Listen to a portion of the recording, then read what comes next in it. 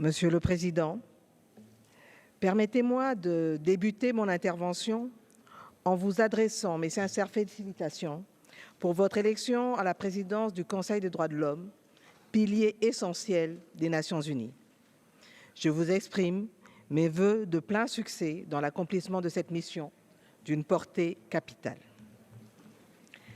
Excellences, Mesdames et Messieurs distingués délégués, c'est avec gravité que je m'adresse à vous aujourd'hui, au nom de son Excellence, Monsieur le Président de la République, Félix-Antoine Tshisekedi Tshilombo, ainsi qu'au nom du peuple congolais.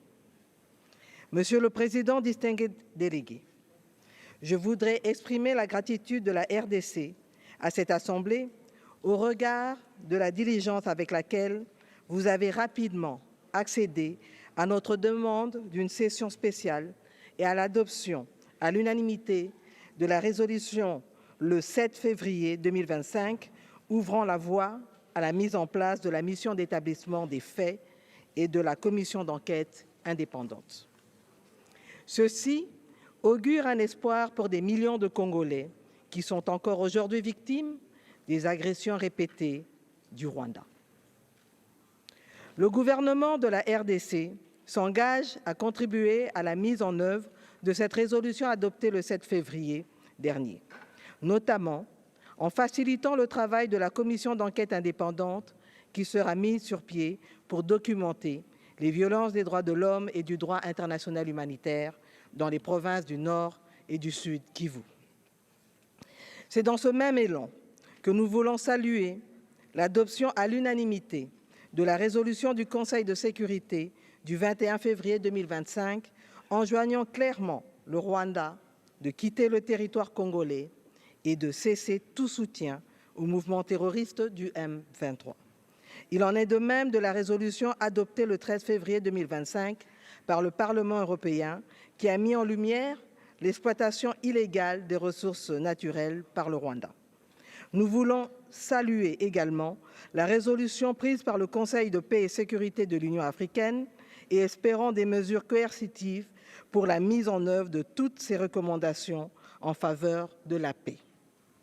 Ainsi, au regard des massacres et des exécutions sommaires qu'ils continuent de perpétrer sur notre sol, nous en appelons à des sanctions dissuasives pour permettre de restaurer l'ordre et la sécurité et protéger ainsi des milliers de Congolais vivant à Goma, Bukavu et dans d'autres localités sous occupation.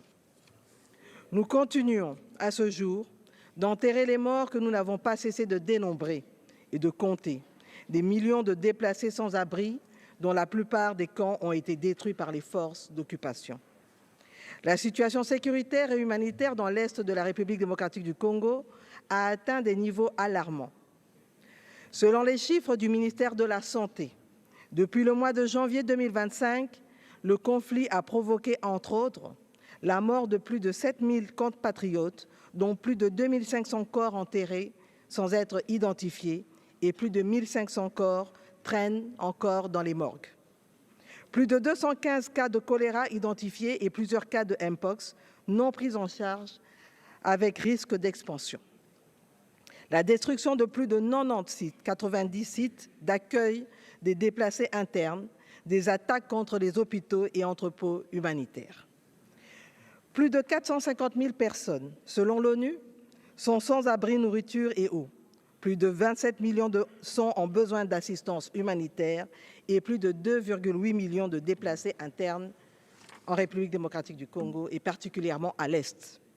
Mesdames et Messieurs, la RDC, en tant que membre de ce Conseil, réitère son engagement à continuer à œuvrer pour la promotion et la protection des droits de l'homme. Par ailleurs, suite au récent passage de notre pays au 4e cycle de l'examen périodique universel et devant le Comité pour l'élimination de la discrimination à l'égard des femmes, nous nous engageons à développer un plan d'action de mise en œuvre des recommandations de l'examen périodique universel et des organes de traité et comptant sur l'appui du Haut-Commissariat aux droits de l'homme pour sa finalisation et l'échange des bonnes pratiques. Faisant suite au discours du président de la République devant cette auguste assemblée lors de la 52e session, nous continuons de travailler dans d'autres domaines clés, notamment la justice transitionnelle, l'amélioration de la situation des femmes et des enfants, ainsi que celle des conditions de détention des détenus selon les priorités fixées par mon gouvernement.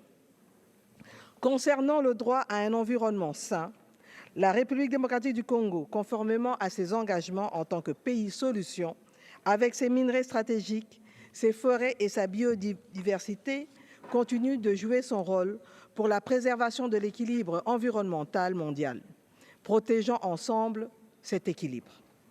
Mesdames et messieurs, il m'est impossible de vous décrire les cris et les larmes de millions de victimes de ce conflit.